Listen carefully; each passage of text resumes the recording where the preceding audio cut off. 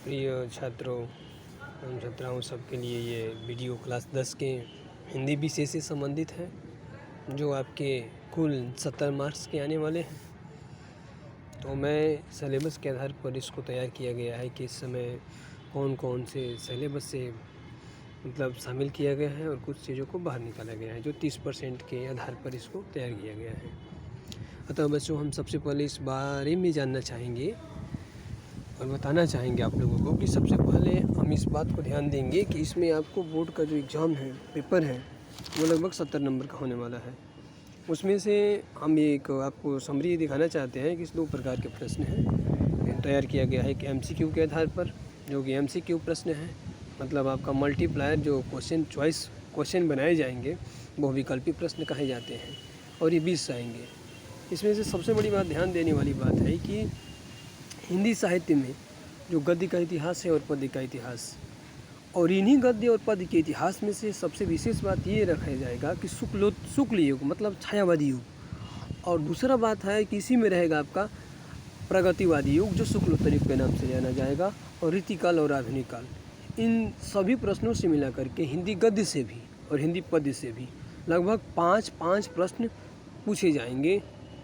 अतः इनमें हम ज़्यादातर ध्यान रखेंगे जयशंकर प्रसाद, मुंशी प्रेमचंद है, महादेवी वर्मा है, और अन्य भारतेंदु हरिश्चंद्र है, और आचार्य रामचंद्र शुक्ल है।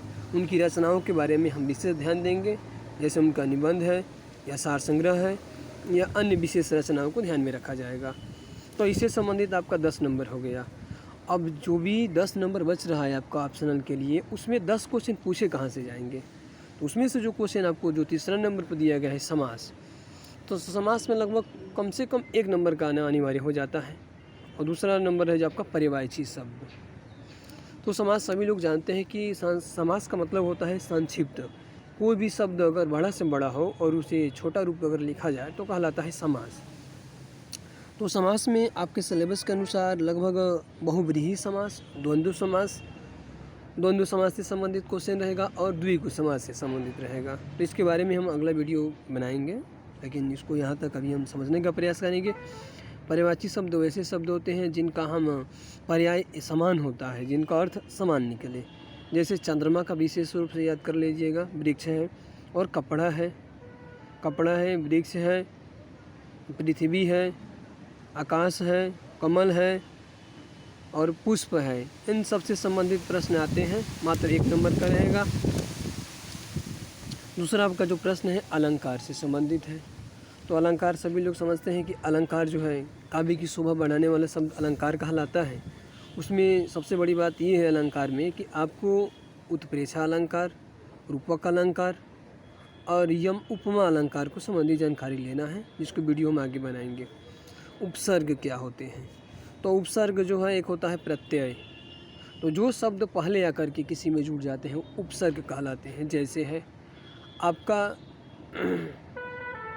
मान है, तो मान के सबसे पहले अगर अभिमान जोड़ दिया जाए, अभिमान शब्द में अगर अभि शब्द देखा जाए तो ये अभि अलग से पहले जोड़ा गया है, तो अभि शब्द जो है उपसर्ग कहलाएगा।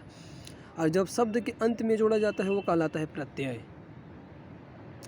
जैसे किसी भी शब्द में अगर मान लीजिए जोड़ने पर, जैसे कोमल है तो कोमल में कोमलता जोड़, कठोर है कठोरता, तो लास्ट में जो ताता शब्द आ रहा है वो इस बात को स्पष्ट कर रहा है कि वो उसका क्या है, प्रत्यय है। प्रत्यय में अंत में जोड़ा जाता है। उसके बाद संधि है। संधि मतलब होता है जोड़, और संधि से संबंधित आपका विशेष रूप से यण संधि आता है, जिसमें यत्य शब्द य का ज़्यादा जिक्र किया जाएगा। उसमें 1 नंबर का कम से कम आने की संभावना है। दूसरा आपका है आपका तद्भव और तत्सम। तद्भव और तत्सम से जो प्रश्न पूछे जाएंगे, तद्भव और तत्सम से, उसमें इस आधार पर पूछा जाएगा कि तत्सम का मतलब होता है संस्कृत शब्द, और तद्भव का मतलब होता है आपका बिगड़ा हुआ, हिंदी का बिगड़ा हुआ शब्द होता है संस्कृत का। जैसे हम कह सकते हैं नेत्र। अगर आपके नेत्र जो शब्द है वो संस्कृत है, लेकिन आँख अगर कहा जाए तो आँख जो है तद्भव कहलाएगा। जो भी संस्कृत के शब्द लगे, अगर जल कहा जाए जल, तो जल जो शब्द होगा, जल जो है आपका तद्भव के रूप में आ जाएगा। लेकिन नीर है उसके जो भी शब्द आए, जो संस्कृत लगे कि संस्कृत का शब्द है, तो वो तद्भव कहलाए। संस्कृत वाले शब्द जो है आपका तत्सम कहलाएगा। इस बात को ध्यान देना है, वो 1 नंबर का आएगा पेपर में। रस है और छंद है।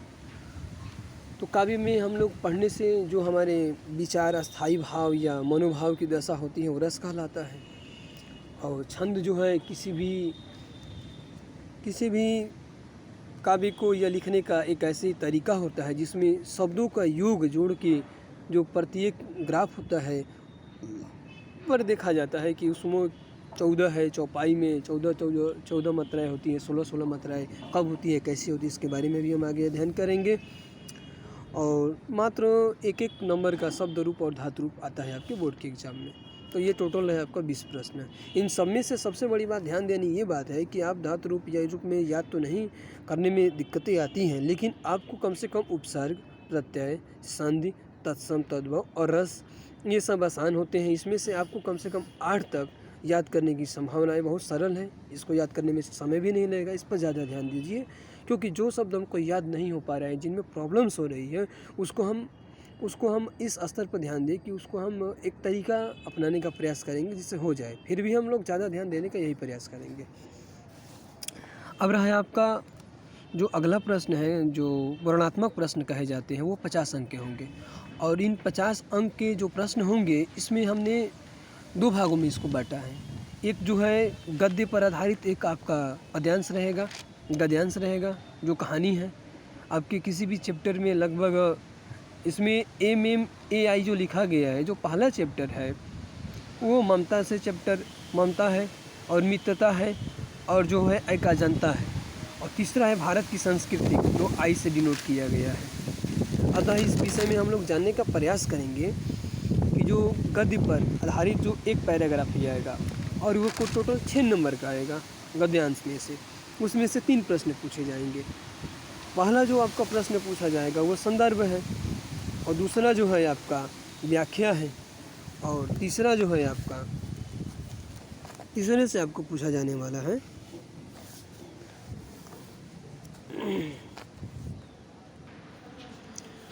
तीसरा जो आपसे पूछने जाने वाला है वो कोई भी लेखक है वो दिशा में परिवर्तन, मतलब कभी जो भी कहानी लिखा है उसका वो क्या कहना चाहता है, वो क्या परिवर्तन लाना चाहता है आपके अंदर या समाज के अंदर, उसके बारे में आप व्याख्या करेंगे। लगभग 1 या 2 नंबर का ये होता है, लगभग 2-2 नंबर शायद बराबर ही होते हैं, लेकिन फिर भी हम मान कर चलते हैं कि व्याख्या पर ज़्यादा नंबर मिलते हैं, उसको ज़्यादा ध्यान में देते हैं। और हम संदर्भ और प्रसंग और इन तीनों को मिला करके आपका गद्यांश से जो नंबर आने वाला है ये टोटल 6 नंबर का आएगा। और आपका जो है दूसरा जो प्रश्न है आपका जो गद्यांश से काव्य वाला है, काव्य पर आधारित प्रश्न है, वो 6 अंक का आएगा। उसमें भी आपको संदर्भ है, व्याख्या है और काव्यगत सौंदर्य। काव्यगत सौंदर्य मतलब जो राइटर ने लिखा है उसमें कौन सा रस है, कौन सा छंद है और कौन सा अलंकार है, इससे संबंधित बातों को हम लोग लिखने का प्रयास करते हैं। तो आप लोग सभी लोग संदर्भ के बारे में समझते होंगे कि संदर्भ इस बात को स्पष्ट करता है कि किस लेखक द्वारा कौन सी कविता की रचना की जाती है, अर्थात इससे हम संबंधित जानकारी उसमें स्पष्ट करते हैं। और साथ ही साथ प्रसंग भी लिखने का प्रयास कीजिएगा, जिससे कि प्रसंग इस बात को स्पष्ट करता है कि जो व्याख्या आप कर रहे हैं आप क्यों कर रहे हैं। तो प्रसंग के बारे में हम ये लिखना पड़ता है कि इसमें कवि ने अपने समाज में रहने वाले व्यक्तियों के बीच मित्रता से पाठ से अवतरित कराना चाहता है कि हम अच्छे मित्र का चयन किस प्रकार से कर सकें। अतः इसी आधार पर हम लोग काव्य पर और गद्य पर दोनों पर 6-6 नंबर, लगभग 12 नंबर का आपका प्रश्न रहेगा। और काव्य में से आपका जो है जो प्रश्न पूछा जाएगा STR, मतलब ये है सूरदास है और आपका तुलसीदास है, तुलसी जी है, और उसके बाद से आपका रसखान जी है। तो इस पर ज़्यादा हम ध्यान देने का प्रयास करेंगे। और अगला जो है आपका संस्कृत से जो प्रश्न आने वाले हैं, लगभग संस्कृत को छोटा मत समझिएगा कि संस्कृत केवल हिंदी पढ़ने से ही हो जाएगा, आपको संस्कृत पर भी ध्यान देना होगा, क्योंकि संस्कृत से लगभग 1 तो 10 नंबर का प्रश्न रहेगा टोटल आपका। पहले तो आपका 5 नंबर का ये आ जाता है, 5 नंबर प्रश्न में ये पूछा जाता है कि ये 10 नंबर का आएगा, लगभग संदर्भ प्रसंग और व्याख्या करने के लिए। तो लगभग संदर्भ आपका लगभग 2 नंबर और 3 नंबर, 5 नंबर ये हो जाता है। उसको अर्थ भी लिखना पड़ता है संस्कृत में, तो इसके बारे में हम समझने का प्रयास करेंगे। तो संस्कृत जो है आपका पेपर है, टोटल इससे संबंधित जो भी जानकारियाँ हैं इस चीज़ को ध्यान दीजिएगा कि संस्कृत को कम नहीं समझना है। इसमें ध्यान देना है, पहला बनारस और दूसरा है देशभक्त चंद्रशेखर और भारतीय संस्कृति और जीवन सूत्र। ये 4 चैप्टर बहुत इंपॉर्टेंट होते हैं। तो हम इस बात को आपको ध्यान ये देना चाहेंगे कि आप बनारस जो है, आप सभी लोग जानते हैं कि बनारस जो है हमारी जो संस्कृति है, हमारा जो बनारस में संपूर्णानंद संस्कृत विश्वविद्यालय है वह संस्कृत का बहुत बड़ा आधार है।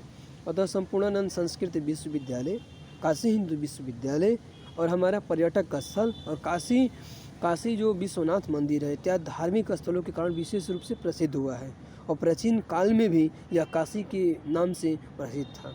अतः बनारस और देशभक्त चंद्रशेखर के बारे में भी ये जानेंगे कि देशभक्त चंद्रशेखर का जन्म उनकी माता